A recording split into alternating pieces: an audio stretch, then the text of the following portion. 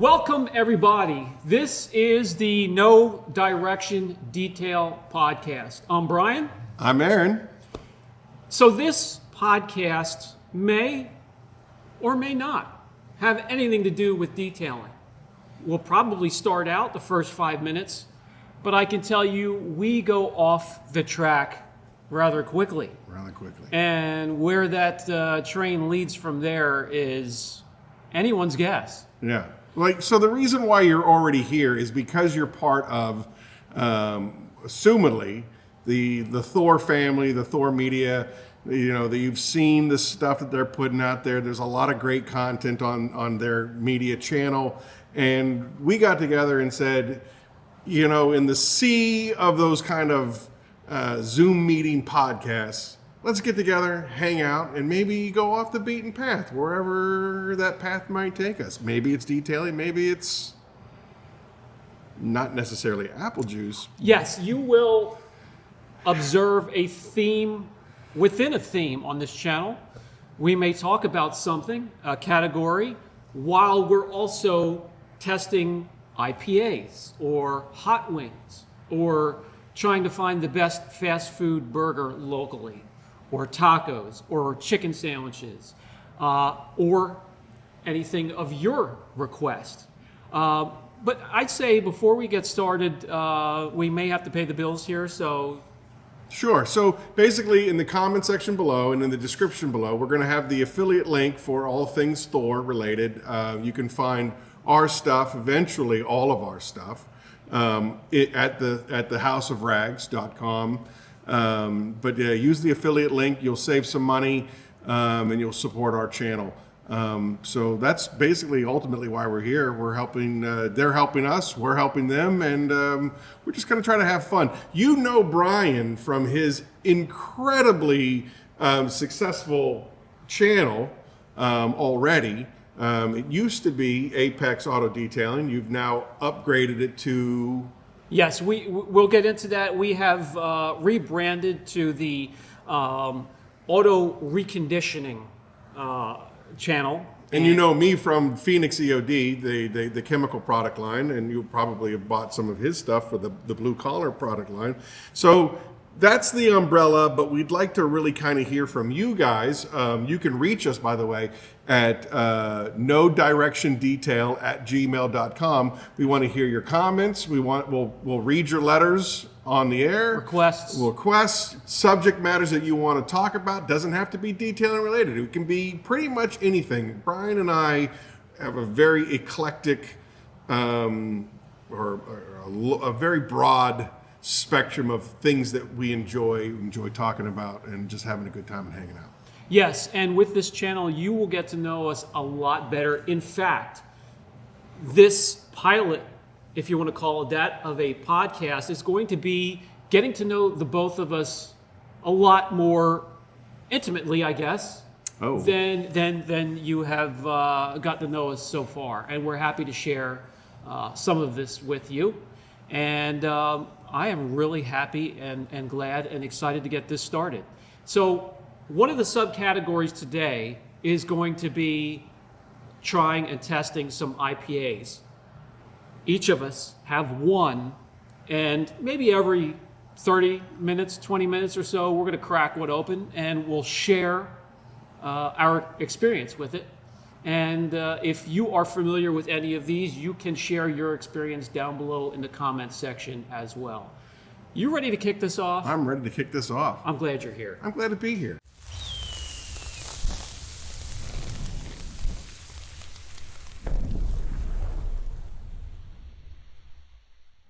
So the first thing we're going to do is we're going to grab our first victim here. Wait, I thought that was like the money. I thought that was the powerhouse. I thought the Sierra Nevada was supposed to be like the bar when it comes to the IPA. Well, that one will be our last venture then. Okay. We'll start with this, guys, is called the New Belgium Voodoo Ranger Juicy Haze IPA. If you have any experience with it, please, down in the comment section, let us know. How bad was the hangover? How bad was the headache? You know, nothing says thirst quenching like a skull. Kid. I was attracted to it right away because of the label. Yeah. I love the artwork on it. To me, with the IPAs, it all goes together. The artwork, presentation, the creativity, the alcohol content on the side, this happens to be 7.5%. Well, yeah, that seems to be kind of small at 6.2, 7.5, I see 6.2, I see 5.7, I see 6.2. No, you're right. So this is definitely on the higher scale. Yeah. All right. Well, then let's hope it's delicious, because... Let's crack this one open. I don't know why I did that. Yeah. I can't smell anything. It's just... How exactly did that happen? I think it's chemicals over the years. Yeah? Detailing chemicals. One of my favorite stories about you is I was with Carazino, and we were showing off some new iron remover on the side of your building. Oh, yeah. And you were like, oh, this stuff smells great. It's like cinnamon. And we were like, this is horrible. What are you talking about? And then you were like, I can't smell it anymore. Yeah. It was just a guess. I really do think it's from working around. I've been working around chemicals since I was young, but we'll get to that. First impressions. Cheers. Cheers. First impressions. Cheers No to you direction guys. detail.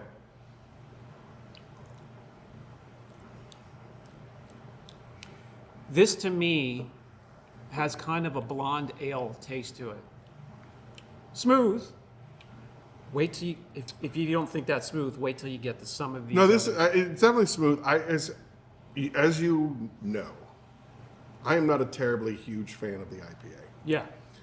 The upfront taste is it's delicious.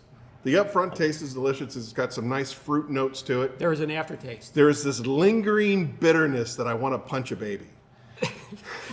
there is a hoppy kind of lingering aftertaste. It won't go away. It's like it's just hanging back there on the back. Like it's taking my uvula and just like ha ha ha. For me, it fades quickly. So you're ready for the next swallow. No, it's still there. It's still there. I'm hoping for another swallow just to get that bitter taste out of the way, only for it to return. Slightly on the bitter side. I've had much worse.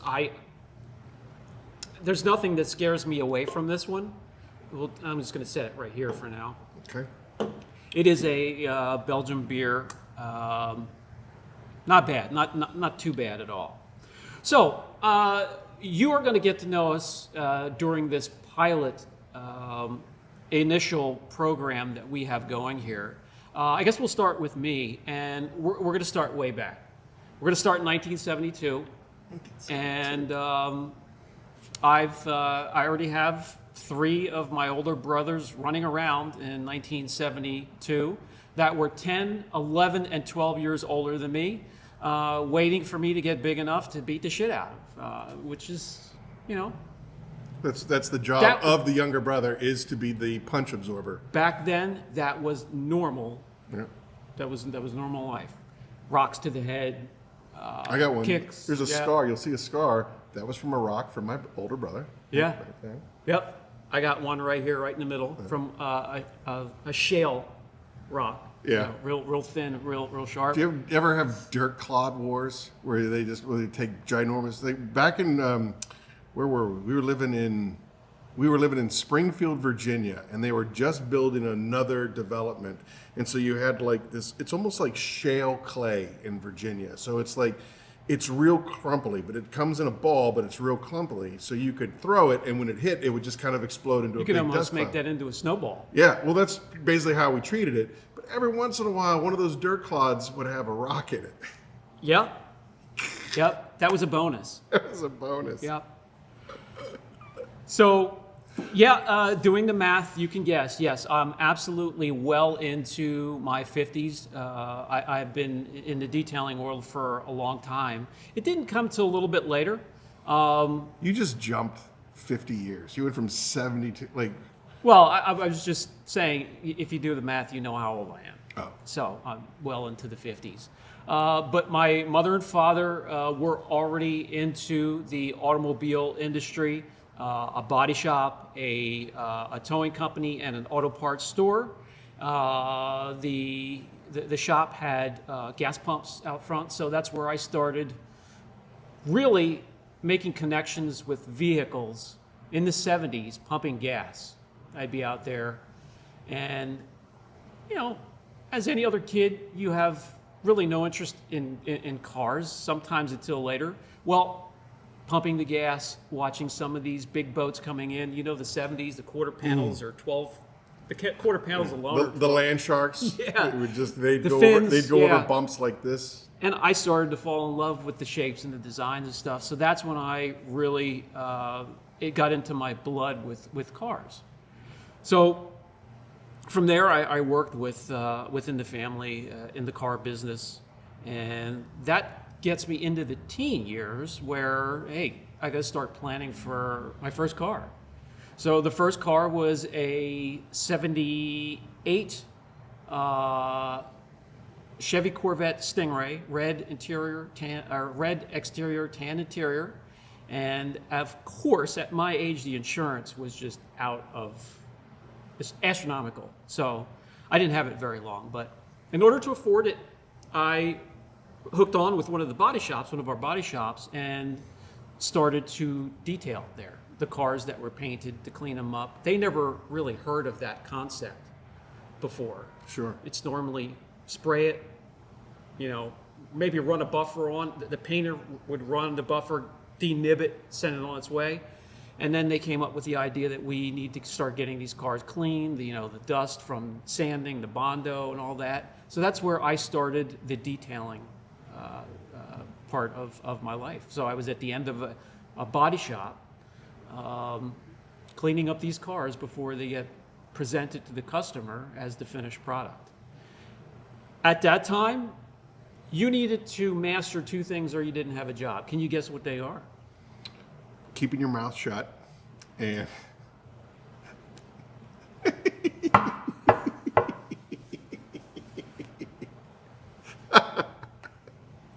I don't know. Let's see. Attention to detail and being able to communicate with your customer. No, I was not making any contact with the customer. All right. I was buried in a bay in the back. You needed to know how to use the rotary. Okay. And this rotary was 22 pounds, 25 pounds, size of a land shark.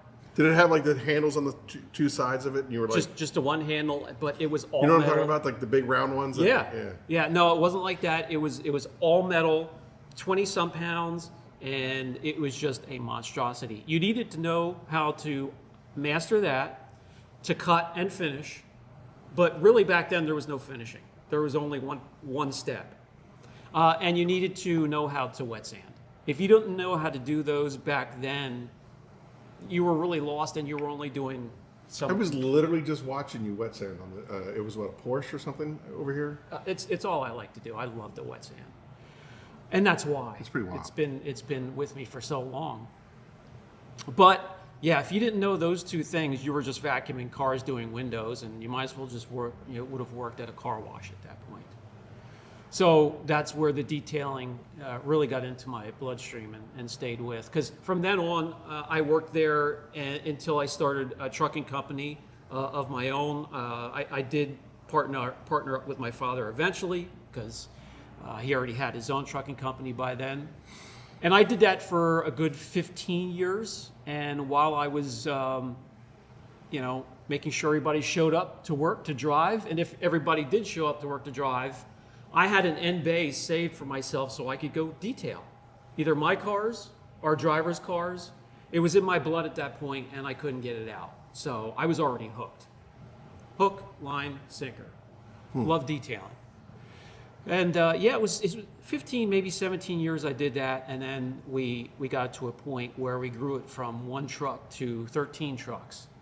And it was time to sell it. I got tired of the roads.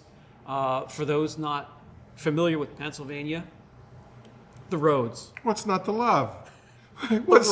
What's not to love? Didn't like 8 years ago, Governor Corbin put like a 28 cents gas tax on all of Pennsylvania's gas to fix all the roads and the potholes? Like, Well, that was another portion of it. The gas tax for the trucking company was supposed to help go towards that. What?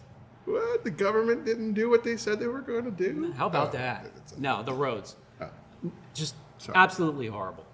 So the roads, the fuel tax, getting pulled over by DOT every chance they got. And once they pull you over with DOT, they can get you for anything. The slack adjusters, anything. You're not getting pulled over and not getting a citation for something. What is a slack adjuster? Well, so with the brakes, with the air brakes, it's an adjustment that you can make to keep them from getting hung up. There's a lot of adjustment down under there you can make. But it's the first thing that they would pull their roller bed and go under and measure, because it was so easy and there was no guidelines. They could tell you what was roadworthy and what wasn't. And you just... It was subjective. Shut the hell up and sit down and take the ticket and pay the fines. Sounds like a good time. Yeah, and then there's lights and all bulbs could go in any time and whatever. So you just get you get enough of it after a while. Sure. So we did very well when we sold that, and when we did, I'm thinking to myself, what in the hell am I going to do now? And I was freshly married at that time. That was before Brian. And I was like, well, I'm going to go back on something I know I enjoy and something that I don't consider work, don't consider getting up and going to slave for somebody else. So I started a small detailing, both mobile and shop. So I started, out on the road, and I had a shop when I needed it. I was mostly out on the road because that was popular. Now, are you from this area? Are you from Eastern Pennsylvania? I was going to say Central East Pennsylvania. Yeah, we are in Eastern PA up here. I know you're a Jersey boy. But transplant, because right. if we're gonna split hairs, I would say I'm a Western PA boy. We'll get to that in a minute, probably in round 2. Yeah, but 2 or 3. But just for the sake of this particular conversation, this has always been like your stomping ground. This within a 15-mile radius, sure, is the best way to put it. Yeah. Really not planned. It's just the way it worked because of commercial. Where were you born? 10 minutes from here, right up over the hill. Okay. All right. So and Reading is right here. Reading, Pennsylvania. That was the hospital. But by the way, I will say this in your defense. I think Burke's hot dogs are the best hot dogs I've ever eaten, and it's made right over here at the Burke's hot dog factory. Oh, they're very popular. They're called Burke's because we are in Berks County. How do you like them apples? So, but Burke's hot dogs, and you used to be able to get them all over the place, Walmart and the Smack Me or Acme, if you guys and whatnot. But for some reason, like the distribution is shrinking and shrinking and shrinking. It makes me sad because they are excellent. Besides Burke's, yeah, another local favorite of mine that started very, very small with only a radius of 30 miles and now has grown nationally and now maybe even internationally is Yingling beer, Yingling Lager. Oh, yeah. Yeah, they're just right up the road here. My favorite, always been a favorite. And they started out drawing a line of 30 miles. Hey, if you're beyond that, we don't have the capacity. Right. So small. Oldest brewery in America. Dug into the side of a hill in the Pennsylvania hills. Have you done the tour? Because that's a good time. Oh, many times. Yeah. Many times. But they grew and they're now, they went up and down the East Coast to the shoreline. I could finally get it. Now it's pretty much anywhere. Very, very proud of that. But yeah, Pennsylvania roots. Yes, sir. And that's not going to last very long because Pennsylvania is okay. Nobody moves here because of the weather. I want to hear this story. It's not a very friendly place for youngsters. Not too much for youngsters to do. You have to get creative to keep them, out of trouble. It's because we're a working class kind of state, okay? Right? We don't got time for that tomfoolery, okay? Idle hands get you into trouble. Coal cracking, stone cracking, steel, and manufacturing. Hey, here's another claim to fame.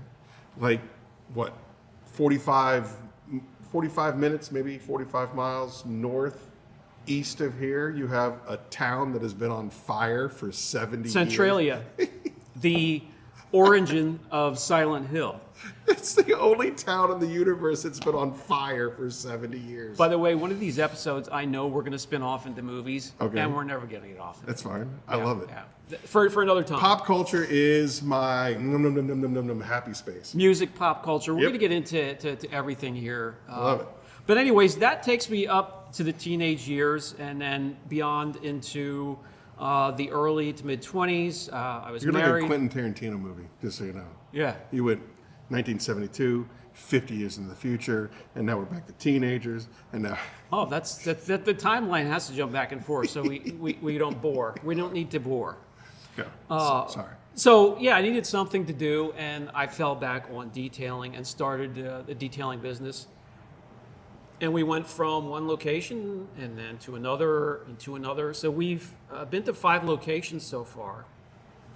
And during that time period, I get a lot of, not the questions, but comments kind of insinuating or leaning towards, why is it I only see just you and Brian in videos?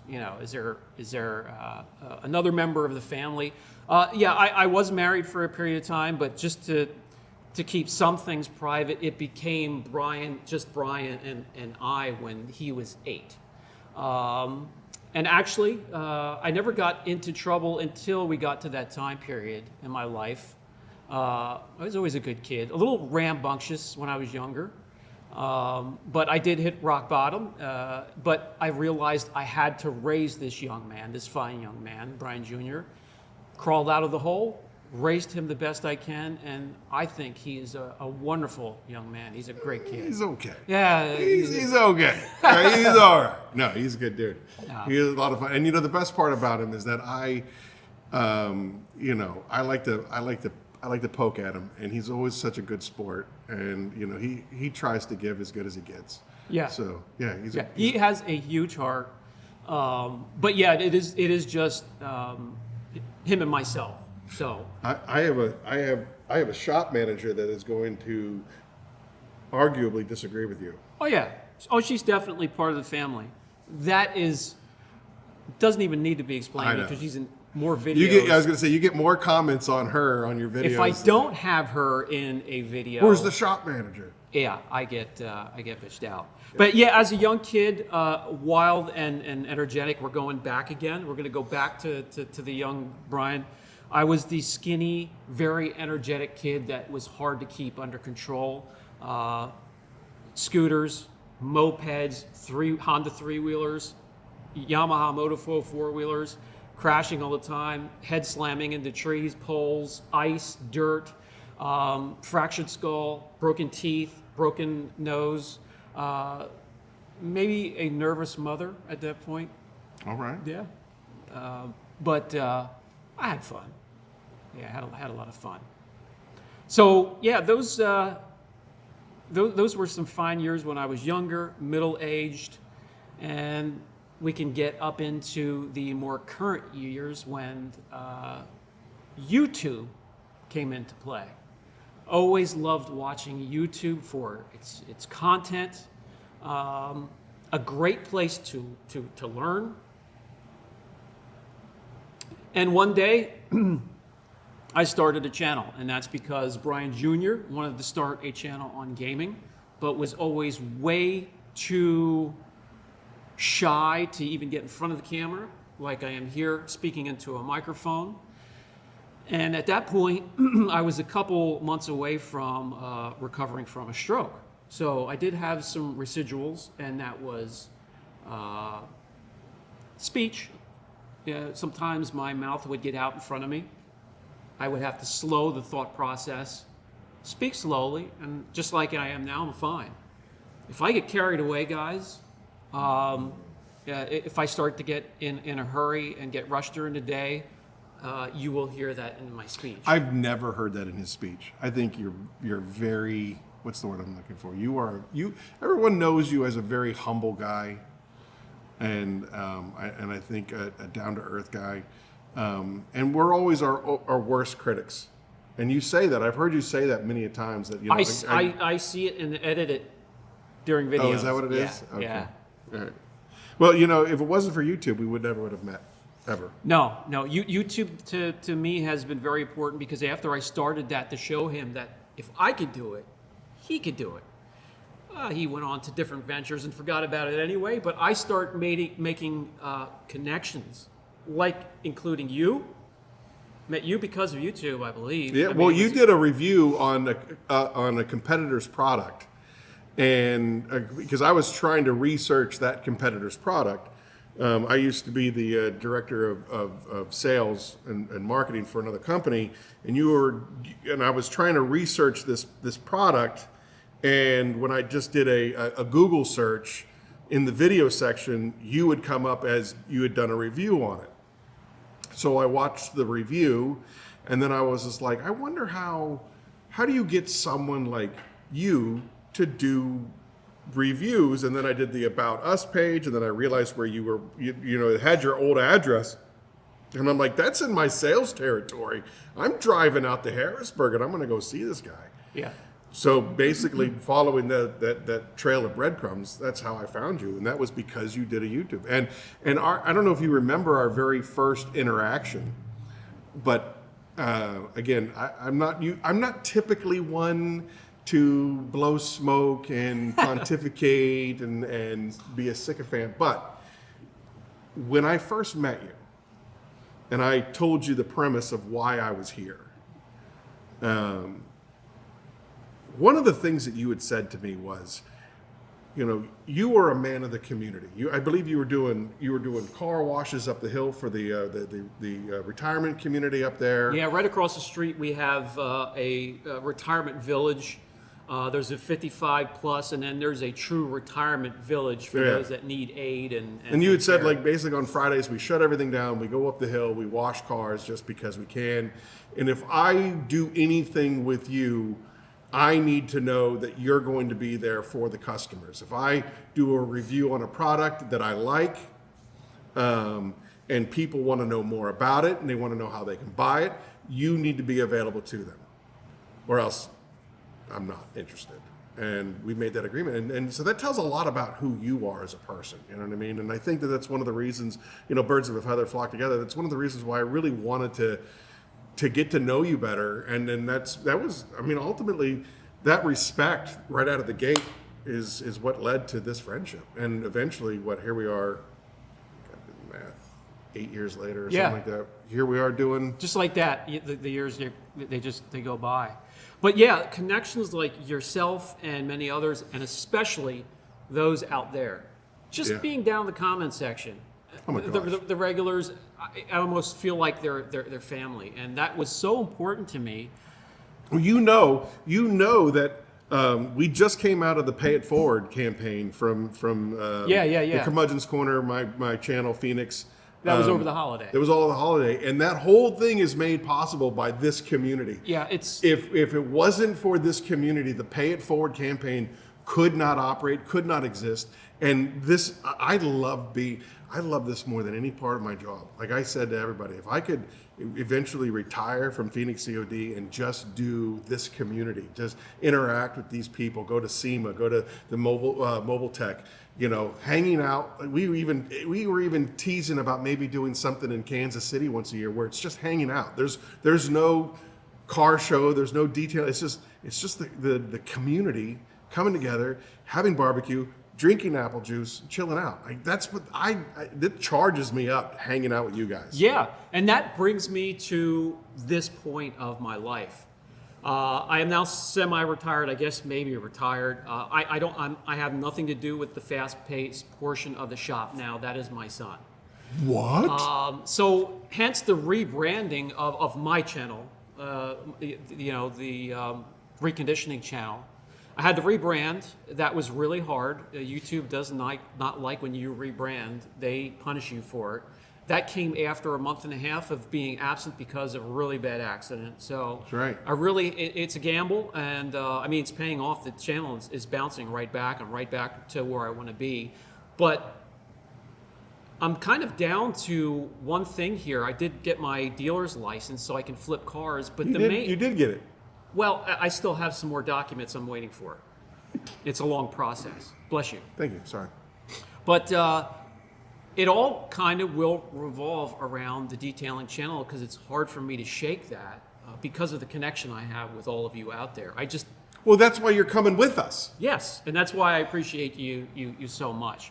So I did want to explain that the rebranding was because of a retirement, and I wanted to separate myself and the channel from the shop so they can have their own channel. The boys are doing a great job. They eventually want to start their own channel, and I did not want to take away from that. So I'm kind of, rebranding and doing my own thing, and it will be within the realm of detailing, just with a different spin. And I can tell you a lot are enjoying that new spin. I had some, just automatically because I took the time off, the sub count went down by 1,000, and that slowed, stopped, and is now turning around and going back up again. So I couldn't be more happier, and that's just basically with what I'm doing right now. So that's where I'm at right now. That brings me current with you guys, and I think it's time. I was gonna say. For number 2. Oh, you know what else I also want to do? If it's all right with you, there's a couple of channels that I watch on a regular basis that not only do they sample, but then they rank them. So right now, for me, Voodoo is in the first position. And not just because it's the only one that we've had, but I actually initially enjoyed it up front. And because it's really the only one we've had so far. And it's because it's the only one. Excuse the water, guys. As many of you know, I am getting over a pretty bad... Milk it. Just milk and I don't it. want to lose the voice, so this keeps me helping. Because this wet the doesn't, whistle. this doesn't help me keep my voice. Well, it dehydrates you, what it Voodoo. does. But, okay. Hold on. Voodoo Ranger. Because nothing else will do. All right. What do we have here? 6.2% volume. It's called Lagunitas Sure. IPA. It's a legendary India Pale Ale. So it's an India Pale Ale. That's... Yeah, well, I know there's like American Pale Ales and India Pale Ales, and I don't know enough about Pale Ales because they're not really my thing, so I didn't know what's the difference is. This one is Fort Collins, Colorado, and this one is Petaluma, California.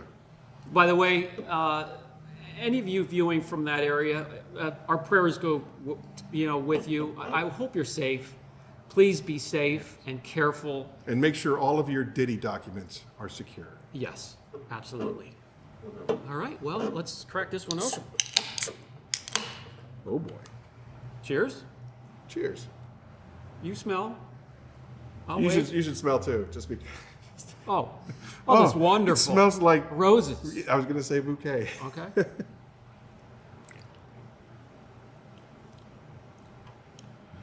I'm going to say right off the bat, a slightly bitter Right out of the taste. gate.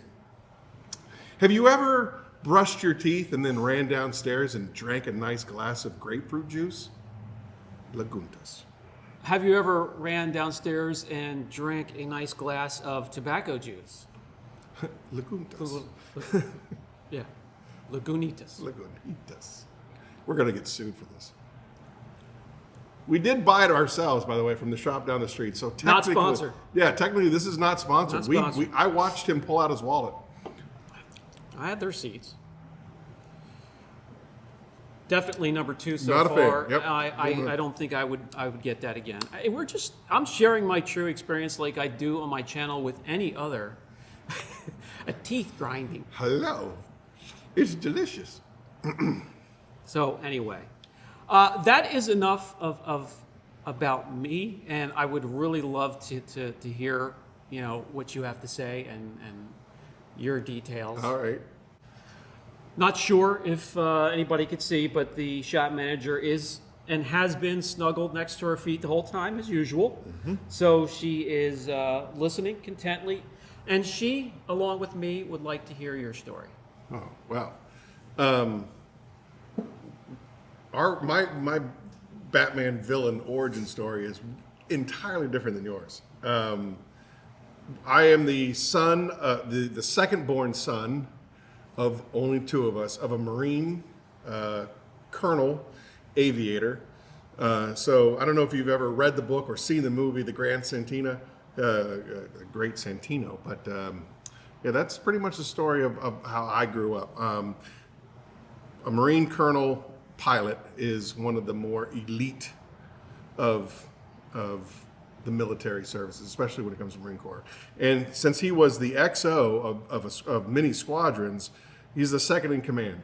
So when you are overseeing some 500 Marines that basically you can command with the clearing of your throat, to come home to two mentally ill children, you can be vexed rather easily. So that being said, I was a very withdrawn kind of kid. I grew up reading comics and fantasy books, and cars were the farthest thing from my mind. I remember my first real encounter with cars was my friend Floyd. He had a van that we would just do the most stupid things with. It was a van, and we were high schoolers, and we One of those vans with no windows. yeah, but we would drop open the back doors and jump out because we could, while the van was driving, or we attached a rope around the driver's side window and the passenger side window, and then we would climb across the roof, and then into the driver's seat and switch out while it's going down down the road. Those are the kind of dumb things that we did as kids. But you always, in the back of your mind, you have, the colonel. And so I grew up, I didn't do rebellious things. I certainly didn't get out of line. I wasn't drinking. I wasn't doing drugs. I wasn't doing any of that stuff, because there was the ultimate fear of just getting your head caved in by your father. He retired in 1990. From there, I went to public high school, and then I went off to college. I was an English major down in Georgia. And I ended up, when I went to school in Georgia, that was the very first time that I got out from underneath my dad's hand. And I mean, I was like a jack in the box. And as soon as that spring sprung, I was out doing it. I mean, I was on the fire department. The gates were open. Yeah, I was involved in every single thing that you could be involved in. From fraternities to the fire department to every intramural. I was intramural spades champion. You know what spades are? Playing cards. Yep.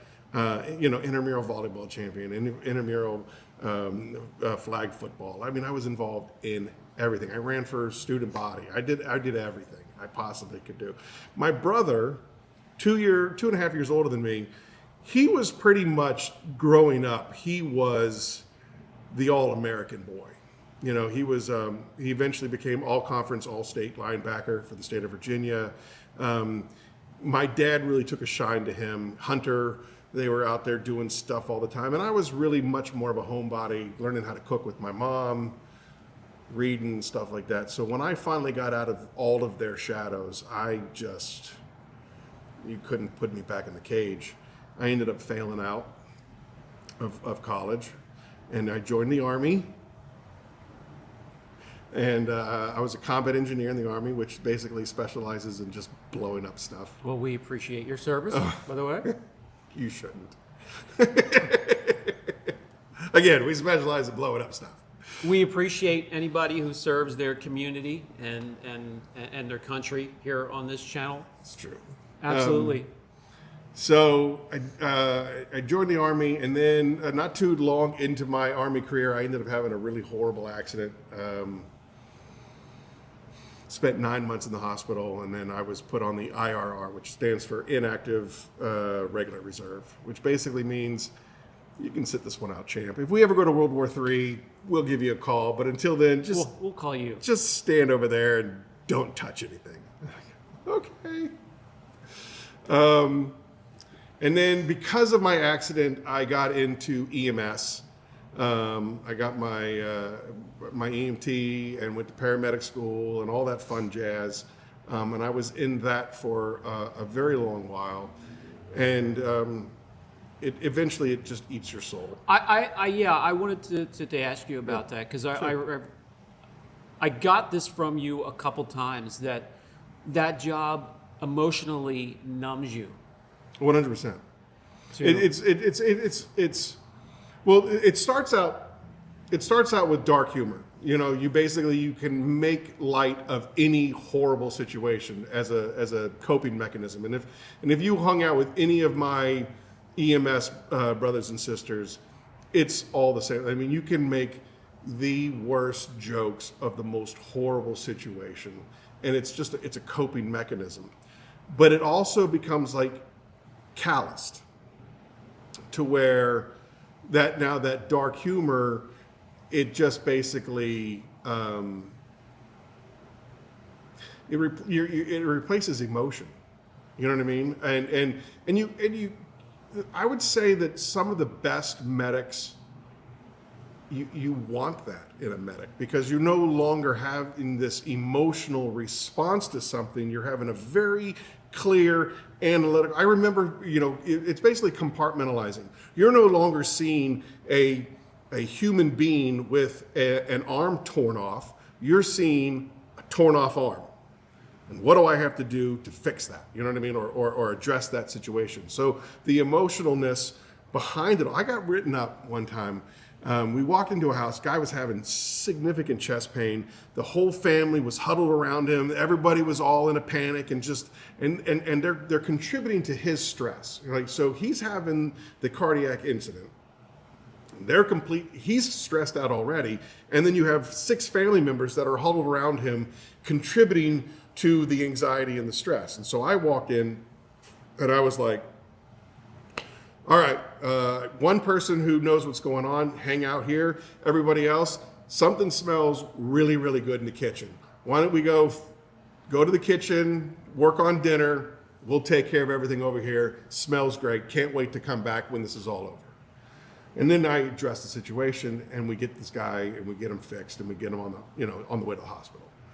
Well, the next day, the daughter or whatever called my supervisor and was just like, oh, he came in, he was making jokes and making light of the situation and didn't take it seriously. And it's like, I just saved your father's life. And you're going to pull that? Like, I know what I have to do, and I know how to defuse the situation. And then you're going to do that, and it's like, why do I bother? Why do I put up with this? So you have that element to it. Then the fact of the matter that I remember my ex-wife would tell me so-and-so died. And I'd be like, what's your point? Like, okay, great, they died. Like, it happens. It's the circle of life. Like zero empathy. And it started to really crush me. And then I had one particular, I think if you've ever listened to Curmudgeon's Corner, you've heard the story. There's just one incident in particular that sticks out of my mind where I just had zero empathy for, the man had died and the family was not coping well with it, and I just didn't care. And it was at that point that I knew I needed to get out of it. Yep. Get off the street, and whatnot. So, long story short, went back to college. I finished my business degree, and I got out. I even forget how old I was. How long did it take you for your business degree? I've been going to school since 1993. So I did a year and a half at liberal arts college as an English major. Went to the Army, had my accident. Went to art school I got visual communications and graphic design. And then I did EMT school, and then I did medic school, and and all along the way, I was doing all these other classes. So over the course of 20 years, I have about 167 credits. So it wasn't until the very end that I was able to seal it up with, I have enough credits to have a master's in something, but it took me 20 years to get a bachelor's. So was it at that point where you were kind of zeroing in on something like where you were with the chemical company you were at? No, not at all.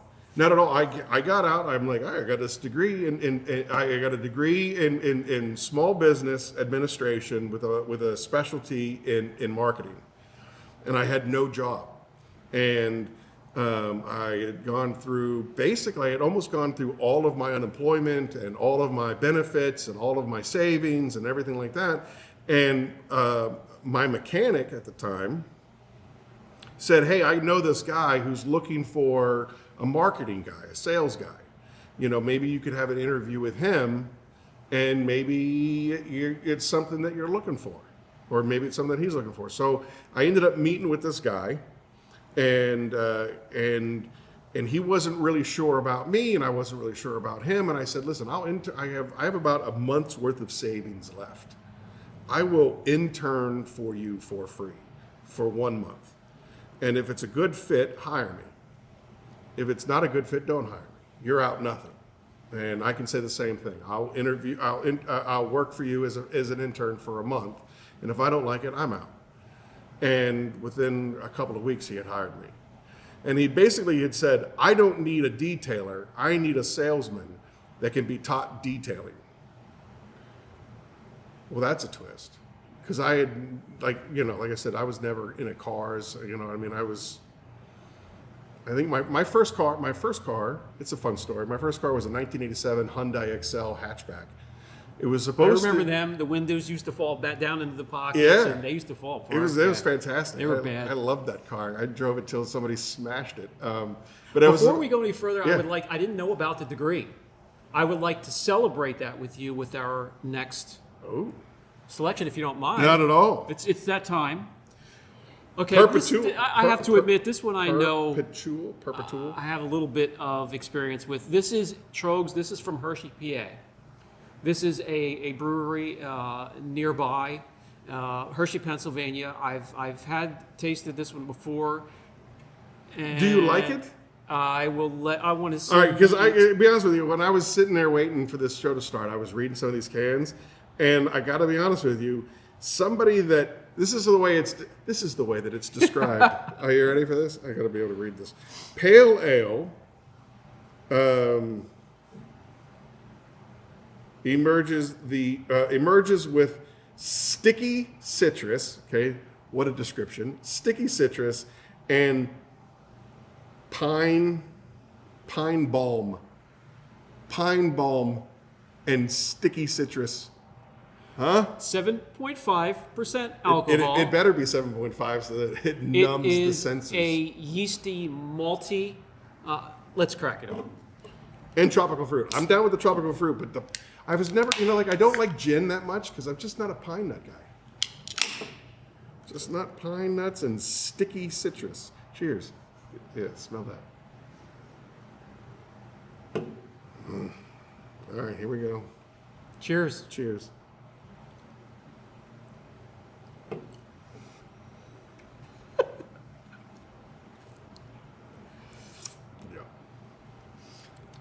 Yep. Although it's local and I would love to support it, Trogs is the worst tasting IPA. I can relate it to pine sap. Yep. If you like drinking pine sap, put this on your list. Yeah. One more. If you're big into gin and tonic, I'm sure this will hit you right in that note. The aftertaste just sticks around. It just hangs on the tongue. Well, they both do, but this one at least has something. This one ends eventually. Yeah. This one is this still. This one is it's sticking.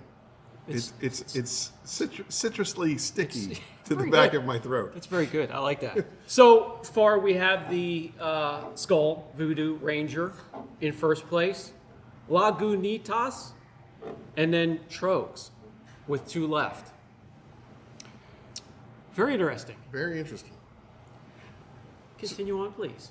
So, well, I mean, in a nutshell, Yeah, it was an interesting proposal. I need a sales and marketing guy more than I need a detailing guy. I can teach people how to detail, and that was really the case. Like I didn't know anything about detailing, wasn't really into cars. He sent me off to one of his buddies' shops for a couple of weeks to learn how to detail and just the basics. And I'll be honest with you, the only thing I really learned there was that I learned I didn't want to be a detailer. My hat goes off to you guys. Now, obviously, I have had a very, how do I say this? I have lived life. I have done a lot of crazy things. Since from getting out of the shadow, I've done a lot of crazy things. Mountain spelunking, mountain rescue, all of that stuff. I've been very hard on my body. The way you guys, the attention to detail and the squatting and the getting up and the getting down and the getting up and the getting down and the inclement weathers. I mean, not everybody's got an incredible shop like this. Like, there's so much respect that I have for detailers that I just know that I could never do it. I could never be down there that long. I've done it for my family. I've done it for, I've done it for friends and family, and I've done it, throughout the last decade of being involved in this. Because you have to be very hands-on, but like I can do test panels and I can work only on hoods. I can go down to my buddy's shop and help him with his stuff, or where he's the one crawling around on the ground and doing all that stuff, and I get to work on the nice long bodies and stuff like that. So detailing and cars was never my calling, but the people aspect always has been. I've always been very gregarious. I love meeting people. I love hearing stories. I love talking. This is, like I said in the beginning of this episode, this is what energizes me. This is what makes my job worth it, being able to talk. And then you go back to, my father, he taught me pride, and he taught me honor, and he taught me integrity. And those are the cornerstones of how I run my business, how I do, the amount of pride that goes into the products and the product process. I don't want to put anything out there that I'm just not 100% proud of. And that's why we have a very small product line. I think there's only 12 products in my product line. And we're very slow to roll out the next one. And I also have forged relationships with you, like you, with a bunch of people in this industry that I just absolutely treasure more than anything. So, and I'm gonna say, a lot see us as very different. Reserved, outspoken, and lots of differences. Yes, but it's the integrity and the pride and all of that we do have in common. That's very strong, and that's how our friendship is very strong, because of our mental state and how we handle things and how we handle people. Yeah, I think, again, birds of a feather. I think that we have a lot in common as far, once we start peeling back, the layers throughout the episodes, as we get into pop culture and these kind of things, we have a lot of common ground. Yes. But you're absolutely right. The common connection that kind of why we gravitate to each other is that I think that we both have the same mindset as when it comes to dealing with customers, when it comes to dealing with just people in general, when it comes to politics and all of those things. I think that you and I really line up on a lot of ways. Yep. Yeah. Absolutely. Yeah. Absolutely. So we're up to a point where I think it's going to get interesting, because we're kind of getting to a point where you took on the job and ended up at my shop. I'd like to hear about that. Wait, what? With the chemical company. Oh, how I got here. Yep. All right. So, one of my jobs, I wore a lot of different hats over there, but one of my jobs was marketing and sales, and often, it can be a very incestuous industry, especially the more micro that you get. Meaning, if you have chemical companies that are located specifically to one area. I mean, I'm not talking about chemical guys. I'm not talking about atoms. I'm not talking about, turtle wax or any of that other stuff. We're talking about like basically the Delaware Valley, where the company that I worked for was and is primarily just the Delaware Valley. They sell to dealerships in a 100-mile radius. And their steepest competition is also the same type of company. Yeah. They sell to dealerships. I know them both. Yeah. Right, in that 100-mile radius. And so as the marketing and sales director, one of my jobs was to procure new business. And every time that I would go into one of these dealerships and they were using the competition's chemicals, I would have to basically try to do, well, you're using Voodoo Ranger, try this stuff and tell me how they compare, right? So that's basically what it was. You're trying to compare apples to apples. And then hopefully my apple tastes better than his apple, right? Yeah, and I know 2 or 3 more that were doing the same thing in those areas. And I'm sure doesn't that become cutthroat? Oh, extremely cutthroat. Yeah. And that's probably one of the bigger frustrations that I had with that marketing strategy, which is why my company doesn't touch it at all, is that you could wine and dine a dealership for 3 months. Working it, building a relationship with the detail manager or the service manager or the general manager, whoever's in charge of calling the shots. You can wine and dine this guy for 3 months, finally come to a deal, you bring in all the equipment, you swap out all the chemicals and do all that other stuff, and then the very next month somebody comes in and says, I'll do the same thing that they're doing for 10% less. Okay, boom. Because dealerships, all they care about is the bottom line. All the dealership cares about is getting that car off the lot. If it looks absolutely pristine going off the lot, but it turns to absolute garbage within the first rain, it's not their problem. You have zero recourse to go back to them like, hey, a week ago I bought this car and now it looks like trash. What did you do? What did you do wrong? So at the end of the day, the dealership is only interested in the bottom line. So as the sales and marketing guy, it was very frustrating to do this for 3 months, have a great relationship, shake that hand, we got a deal, and then be cut out like within a month because somebody else comes along for another 10% off. Yeah. I could see that, especially within 3 or 4 companies in that region, small region like that. Oh yeah. So to answer your question, for me, knowledge is power. I need to know as much as I can about my enemy before I can make any kind of attack against them. And like I said, I was researching this particular brand and this particular product because every time I walked into the dealership and they were using this product, we were getting, what you're putting up against this is trash. Your apple to this apple. It's gross. You're selling crab apples and I've got Granny Smith.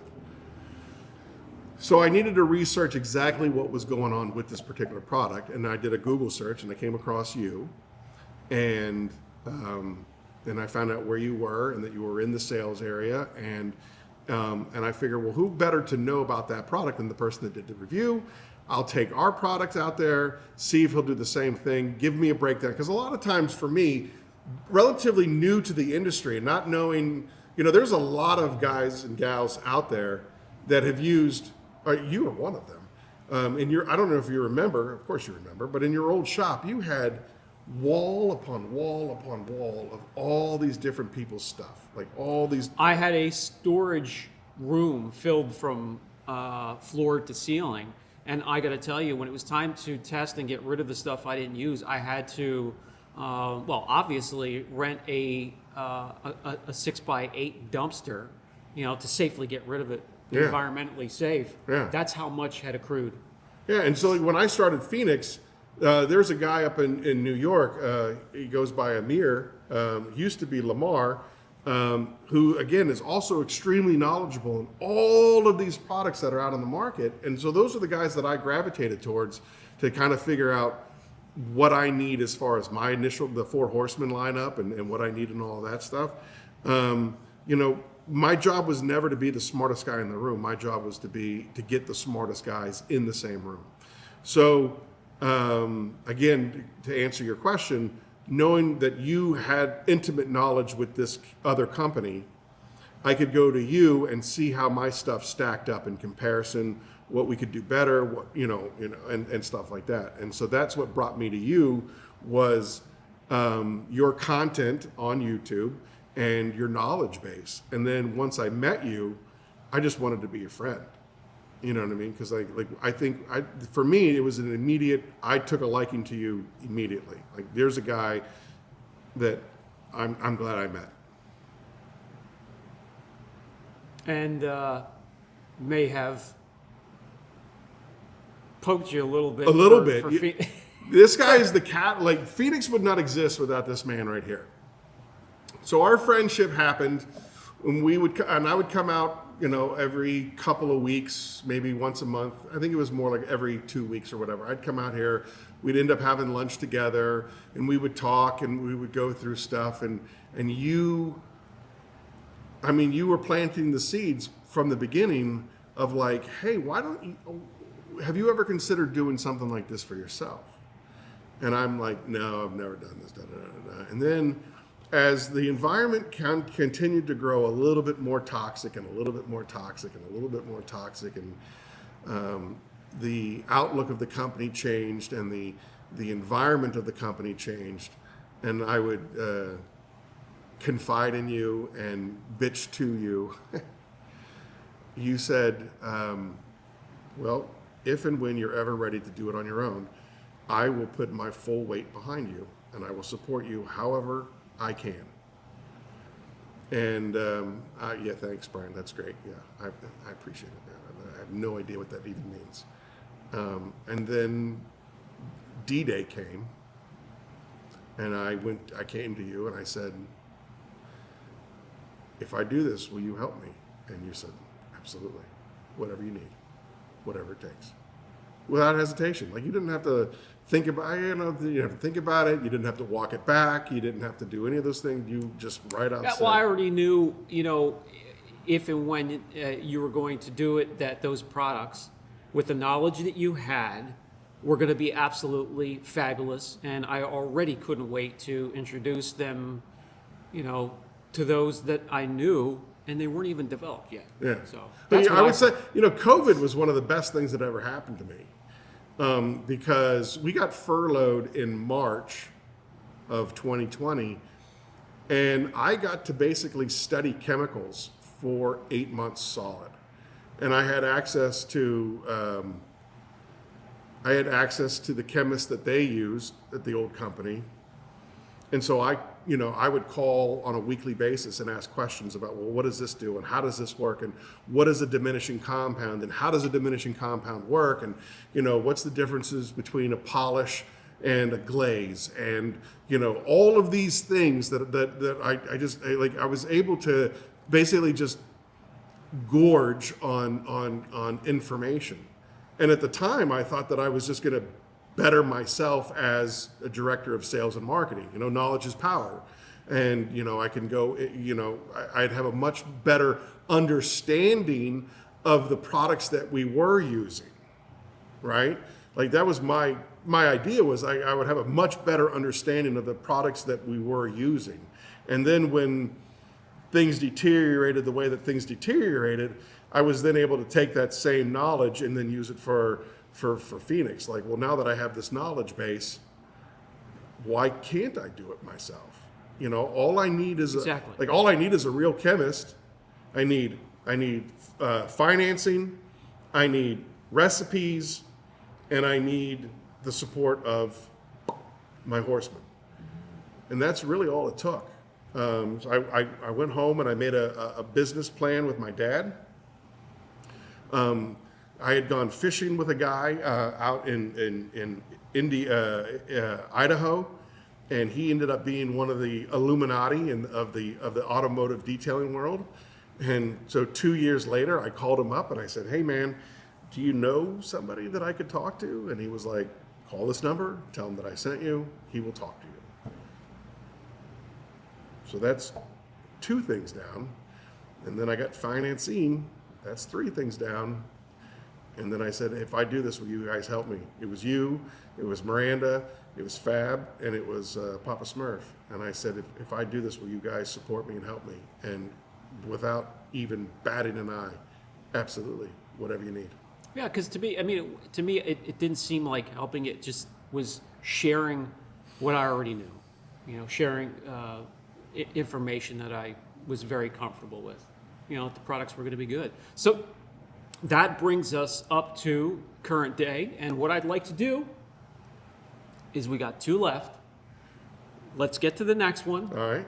And then we'll both share what we see as a vision of the future before we get to the very last one and wrap this thing up. Sounds good to me. Okay, let's get to our second to last IPA. An interesting maritime sort of theme to it. Dogfish. This is Dogfish Head Craft Brewery. 60-minute IPA, another India Pale Ale. I'm not sure what the 60-minute IPA thing is. It's like twice here on the... Continually hopped. What did you notice so far? I'm trying to figure out where it's made. We had California, we had right here in Pennsylvania. This one, I forget. This is a 6% by volume. Yep. I do not see a location. Well, I'm blind, but it's down here somewhere by the barcode. By the barcode. Down in there. Oh, okay. Well, how about that? Browningsville, Pennsylvania, Cincinnati,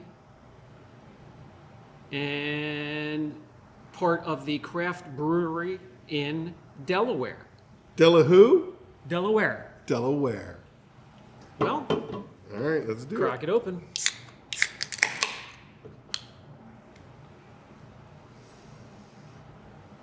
It smells about the same as all the other ones. Cheers, brother. Cheers.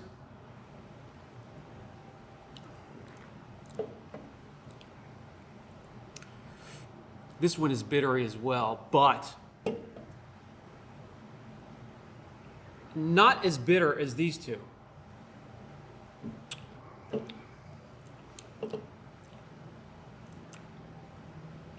Slightly more of a Sprite or fruity taste, slightly. But to me, I'm going to go like this. I'm sliding Trogs and Laguntas over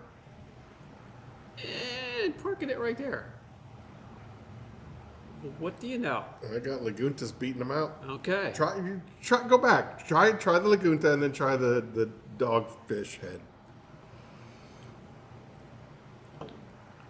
Yeah, I'm getting more of a bitter. I don't like the bitter. I like a smoother. But it's a softer bitter. This is a softer. I think that one's a softer. You think bitter. so? Try that one more time.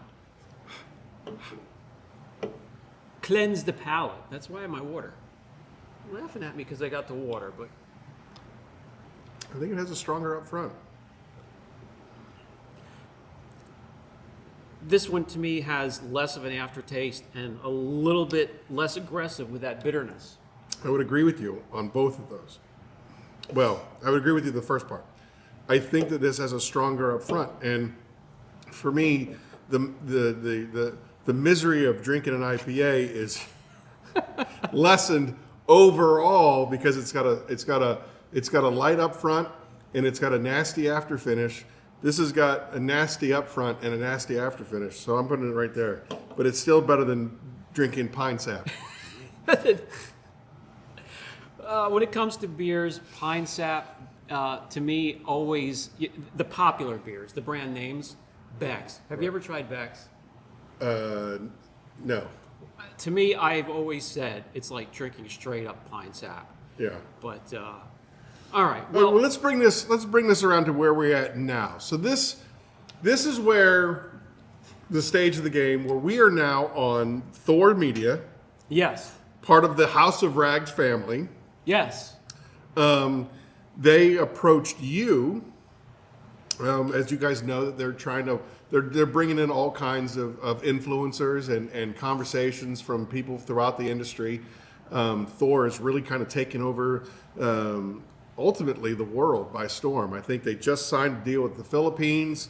I know that when we were out in SEMA, they were meeting with South Korea. I know they have their sights set on Japan and Latin America and Australia and Canada. Aggressive, which is great, and they're banging the drum, and they're really making a lot of noise. And I am honored that they picked up the Phoenix brand. And again, if you go to the affiliate link in the description of this video, you can buy all things Thor and Phoenix over there at the House of Rags and Phoenix over there at the House of Rags. So. Big shout out to Eddie and Jamie for putting this all together. They reached out to you. Again, you are well known for your.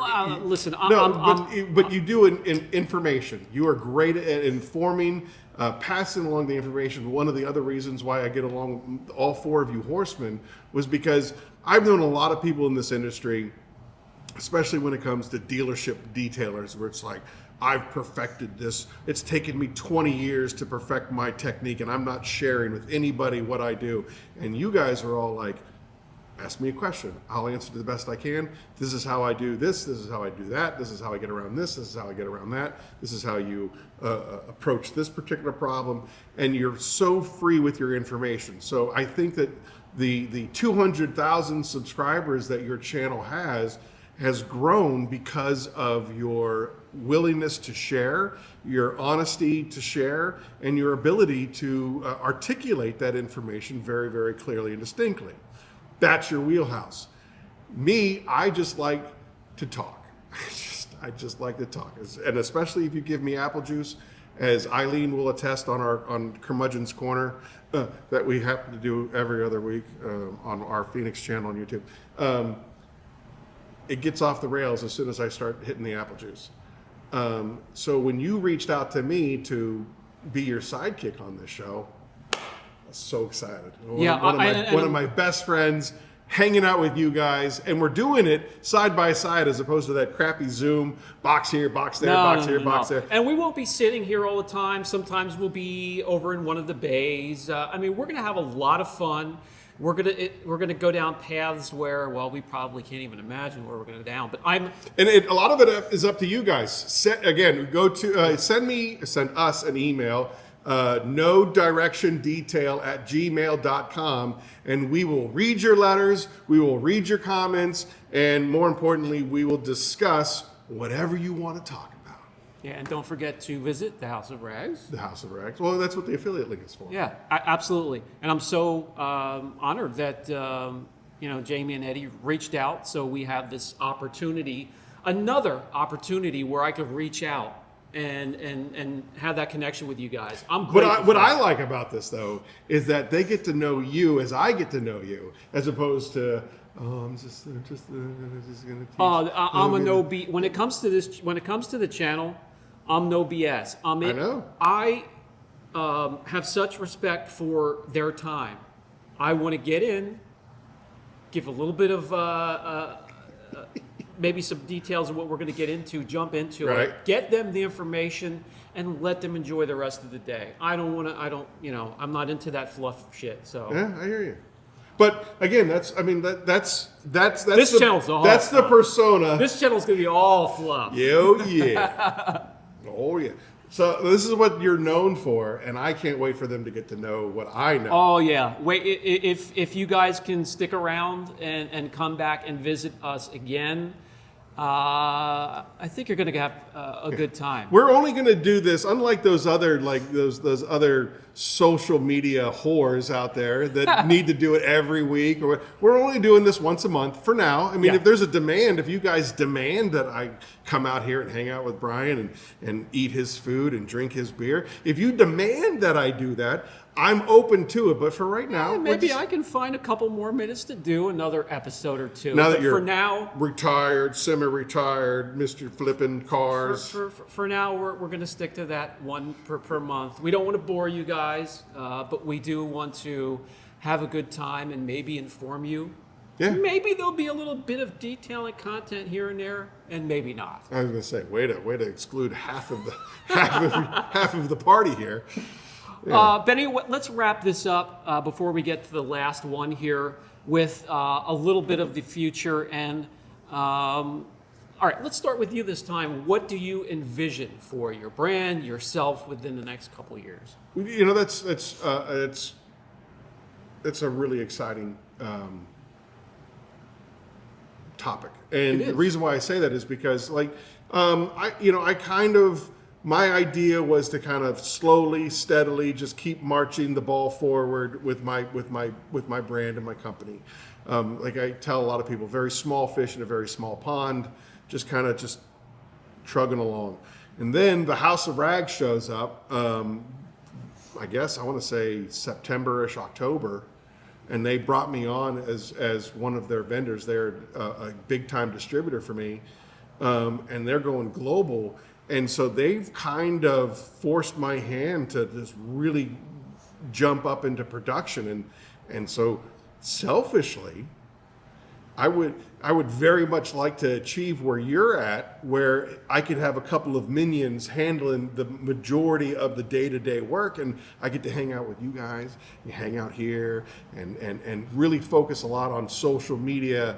Because again, this is where I get my energy, is from hanging out with you guys, interacting in the comment section. When this airs, I believe that we're doing a premiere. So we'll be able to make comments and talk trash. We will be there, yes. Yeah, so I'm excited about that, being able to, again, I love this community. And I told Eileen that if I ever get so big to the point where I can just ignore the production side of chemicals and all things that Phoenix related, I would love to do the Curmudgeon's Corner, which is my podcast, and Eileen's podcast, and of course this podcast. And then whatever other social media stuff comes our way. Like, I really enjoy this kind of thing. So, if I had a magic wand and I could wave it, I would be doing this with you almost on a daily basis, just chilling out and hanging out and talking whatever, like the Joe Rogan Experience or Good Mythical Morning or any of those guys that I like. I enjoy that kind of content where it's just free form, talk about whatever, and really get to know the community. The Pay It Forward campaign that we just ended on Christmas Day, we were able to help 15 people, 15 families, and give them a better start to their year, a better start to the hopefully a rebirth to their life. So I'd really love to see that become like a full-fledged charity. Right now, it's more of a, for a crude term, it's more of like a marketing campaign that we're able to use to have the community come together. But if I could turn it into a real charity where we could accept monetary donations and give money to people that are in need, that's ultimately what I want. In 5 years, if I could pull that off, that would be a true Christmas miracle. Beautiful. What about you?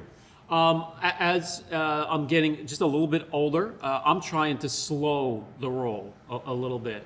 Out of the fast-paced detailing world, and doing a little bit more of what I always wanted to do at my own pace. Mm-hmm.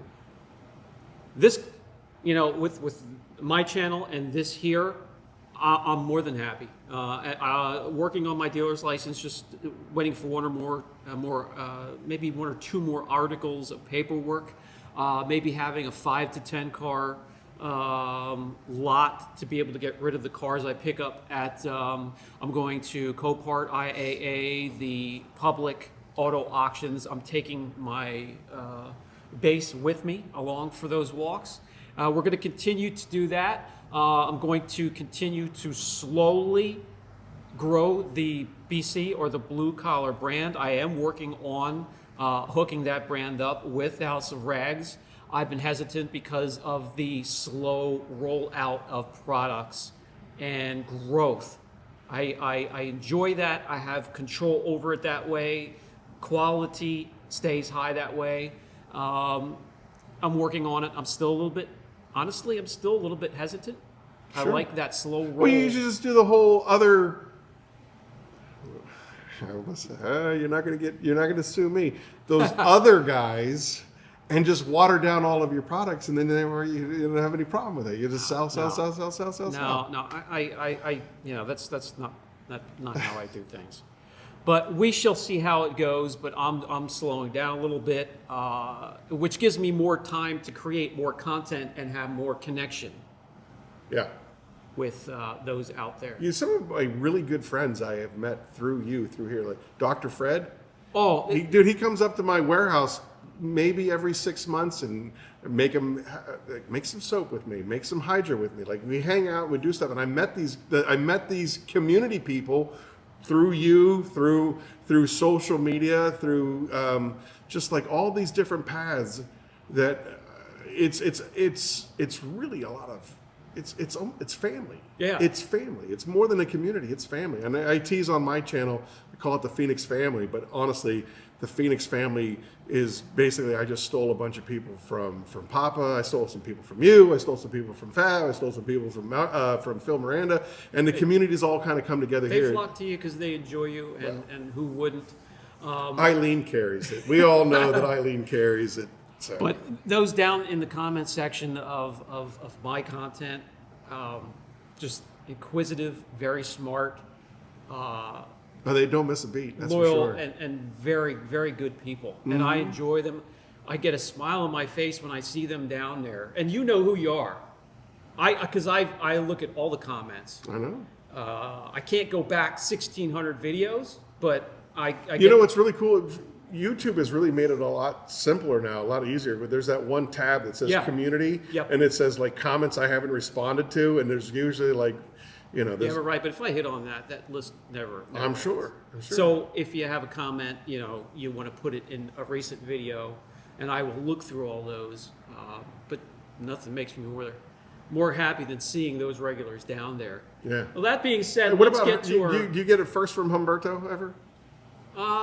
Maybe maybe once in a while. No, Berto is a great supporter right? of the channel. He is. And there are at least a dozen down there that are every video. And but I will bust his stones if he's not first. If I can get somebody else to do first, I will call him. Where were you, Humberto?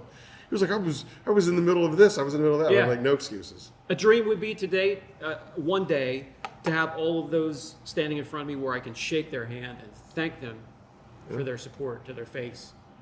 Maybe take them out to dinner. Yeah, that'd be great. Let's grab this Sierra Nevada Pale Ale.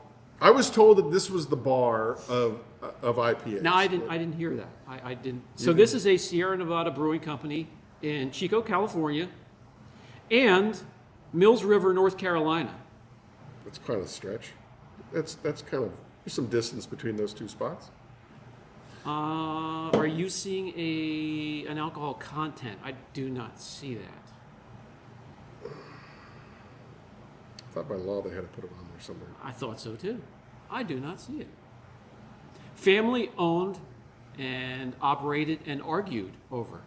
Really? Oh yeah. That sounds fun.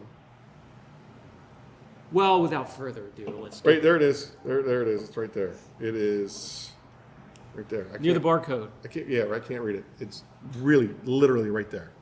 5.6%. So probably the lowest alcohol content of. Yeah, it is the lowest. The 5.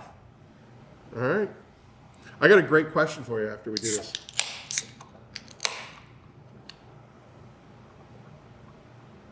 It smells the most pleasant. Well, I look forward to this. Cheers. Cheers, brother. Hey, no direction, detail.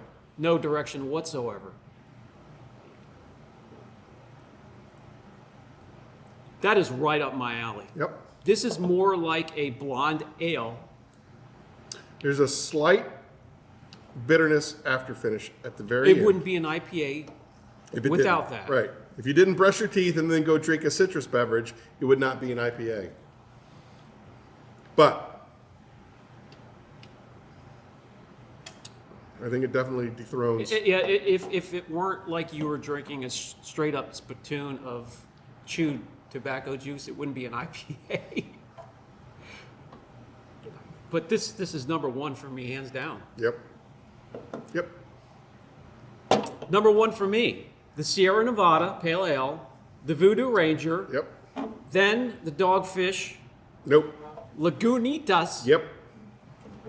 and poor Trogs, Hershey, PA. Well, I'm sorry. If it didn't taste like pine sap, you'd go farther up. But hey, apparently that's what you want in an IPA. So who am I to judge?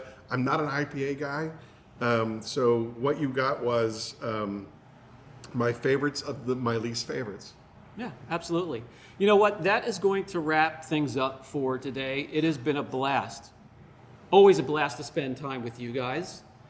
Yeah, I can't wait till the next one. Yes, tune in for the next show. I'm more excited for the next one than they are for the next one. And we have no idea where it's And I going have to go. no idea where we're going. Remember, it's no direction detail at gmail.com. Let us know what your thoughts are. Let us know what you want us to talk about, what content you want us to put out there, and anything else that you want. If you want to insult him and praise me, or sort of insult me and praise him, put it in an email and we'll read it to you. Don't worry. We are going to sit down here. We are going to start the show, and where it goes from there, nobody knows. Appreciate you guys for coming out. Bye, guys. See you next. Love you. See you next time.